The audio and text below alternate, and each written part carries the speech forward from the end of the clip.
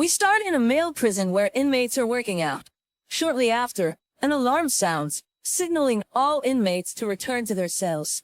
An inmate has blackmailed Sam, a prison guard, into delivering contraband.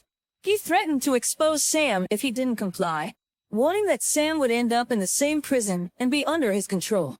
Feeling threatened, Sam attacks the inmate but is badly beaten, resulting in a cut on his face. He is later taken to the doctor to check for a concussion and to get stitches. When asked what happened by Tim and other guards, Sam lies, saying the inmate had been giving him trouble for a while.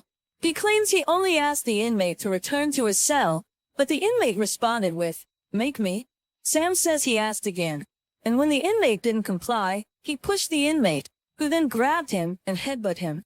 In self-defense, Sam struck the inmate with a nightstick.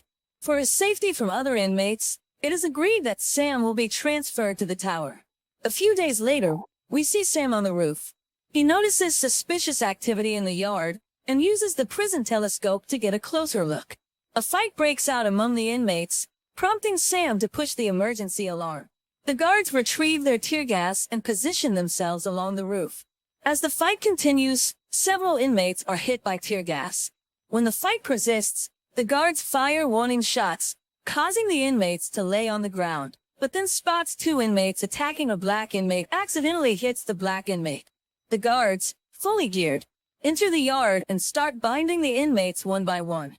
Meanwhile, Sam, still on the rooftop, realizes his mistake. Warden Mills, along with guards Ed Simmons and Tim, discuss the shooting. Tim defends Sam. Warden Mills, angered, demands to know why Sam was in the tower and where he should be sent next. Tim explains that, due to the previous incident where Sam was attacked and injured, they thought it best to separate him from the inmates.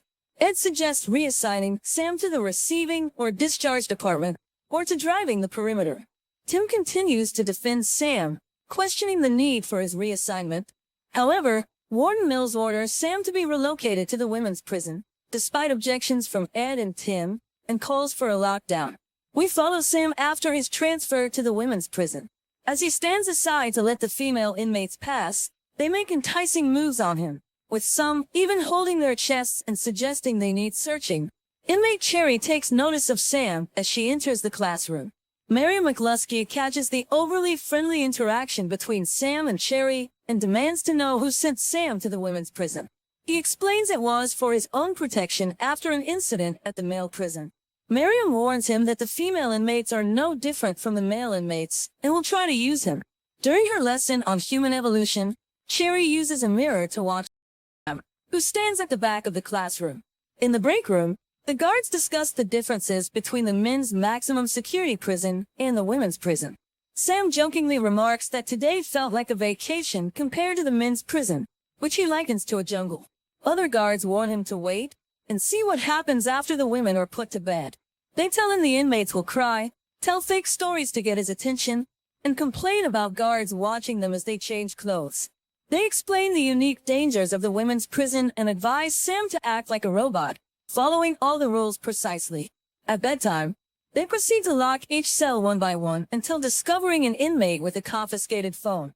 Sam is then instructed to lock the next cell where he encounters Cherry, who pretends to be reading a magazine. Checking in with her, he asks if she's all right. She responds positively, requests Cherry's cell to be closed, and continues with his duties. The following day, Sam is standing by the classroom door as the inmates pass by. One inmate intentionally pushes Cherry into him. She grabs his Jacobs and says, "I'll see you tonight."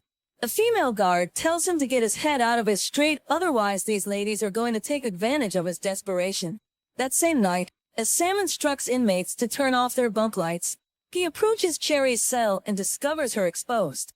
Sam is deeply affected by his emotions as he continues to gaze at her. Unbeknownst to them, everything is being recorded on camera. The next day, he is in the control room when Cherry starts to behave oddly. As he approaches, she feigns a pain in her flank so that she can be escorted to the infirmary, but on the way, she drags Sam under the stairwell, which is unmonitored by cameras and is apparently a popular hookup spot. Sam tries to resist for all of 5 seconds, but quickly succumbs. As if proving that he's totally unfit for the position, they discuss Uganda. After that, Cherry gets all praying mantis, stabs Sam multiple times in the neck, and then screams for help, making it seem like he attacked her and she defended herself.